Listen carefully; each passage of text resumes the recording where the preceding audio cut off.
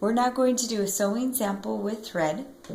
And before we start, we want to review the stitch plate. So I drew what the stitch plate looks like. And the edge of your presser foot is 1/4 of an inch seam allowance. And it's written up at the top of your sewing machine. The next line over is your 3/8 inch line, because every line goes up by 1/8 of an inch. So the line with the 10 on it is 3/8 of an inch. The next one over would be 4/8, which is the same thing as 1/2. Then the next line over is 5/8, and it's written up at the top. The next one would be 6/8 or 3/4, and that is the line with the 20 on it. And the edge of your stitch plate is a 1 inch seam allowance. That means the distance from your needle, which is in the center of your presser foot, to the edge of your stitch plate is exactly 1 inch. And when you're sewing, you can take a piece of tape, kind of like painter's tape, and you can always put it on the line that you want to sew. So if I wanted to do a 5/8 inch, I could stick this tape so it's along that line, because sometimes those lines are hard to see. So the tape sometimes is easier to follow. So when you put your fabric in, you would line the edge of your fabric up with that tape. And as you sew, you just steer it so that it stays with the edge of the tape. So the first one we're going to do, and you can just move this out of the way when you don't need it, is we're going to do a 1/4 inch seam allowance. And we're just going to do a regular straight stitch. So you're going to put your fabric, make sure your presser foot's up. And I'm going to put my fabric in and put my presser foot down so that the edge of my fabric is on the edge of my presser foot. Now, I don't like to start right at the very top of my fabric, because sometimes if you do, it will push the fabric down in and create a knot. So I start just a little bit down, and it's a good idea to hold these 2 threads in the back when you start, because sometimes they'll get kind of sucked in and they tangle up and make a knot. So just hold them for a couple stitches. So you're going to go a couple stitches, and then I like to reverse back up to the very top with my back stitch button. And now you're just going to hold your fabric down here, don't hold it up here, and all I'm doing is steering the fabric. Remember, it pulls it through for you because of the feed dogs underneath, but you're just steering it to keep it on the edge of the presser foot. Remember to go at a moderate speed, don't go too fast.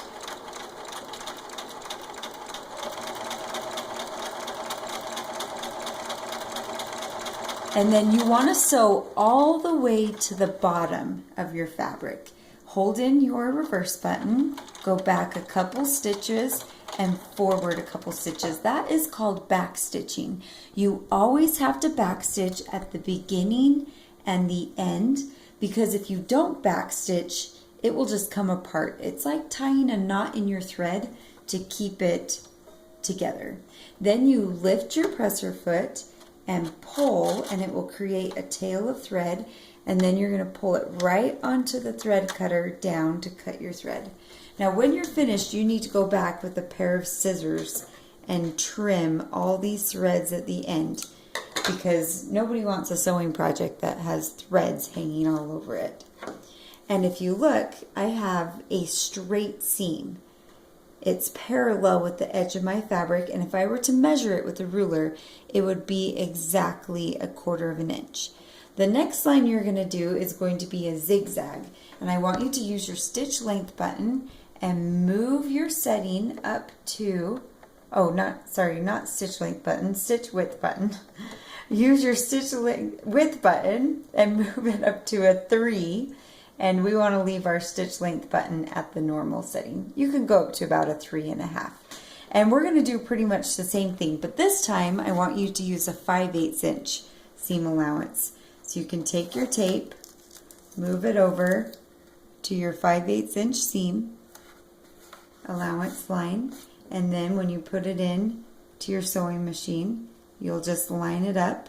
And you're going to do the same thing that you did with this line. So you'll still back stitch with your zigzag, go a couple forward and then a couple backward, and then hold your fabric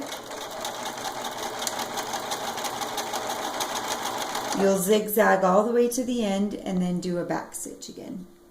All right, the next one I'm going to show you is a basting stitch. So I'm going to hit the clear delete button to get my setting back to normal. And this time I'm going to use the stitch length button, and I'm going to move it all the way up to a little bit past a 4. Now this is called a basting stitch. A basting stitch is a long stitch, and they call it a basting stitch because it's easy to take out. Because long stitches are easier to take out than really short stitches. And we're going to do this one on our 3/8 line. So that's the one that has a 10 on it. I never use tape when I do the 1/4 inch on the edge of the presser foot because your tape can get snagged on those feed dogs. So only use it if you're doing anything past the 1/4 inch. Now when you do your basting stitch, you do not need to back stitch on this one. A basting stitch is usually a temporary stitch. Still hold your threads though, because they can get stuck in there. So it's hold it on the edge, steer it, and then pull it open and cut it. Now when you do your basting stitch, you don't need to trim these threads. In fact, one cool thing about a basting stitch is you can take these threads and just pull one of them, and what it does is it actually gathers your fabric.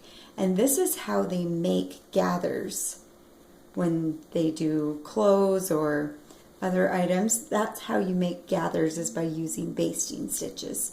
Normally, and if you want to test that out, you can, and then just straighten it back out. But you don't need to trim the ends. If you trim your ends when you're trying to gather, you won't have anything to pull. So you want to leave the ends of your basting stitch. The very last one you get to do is your 1-inch line. So you'll move your tape over here to your 1-inch line. Choose any design that you would like.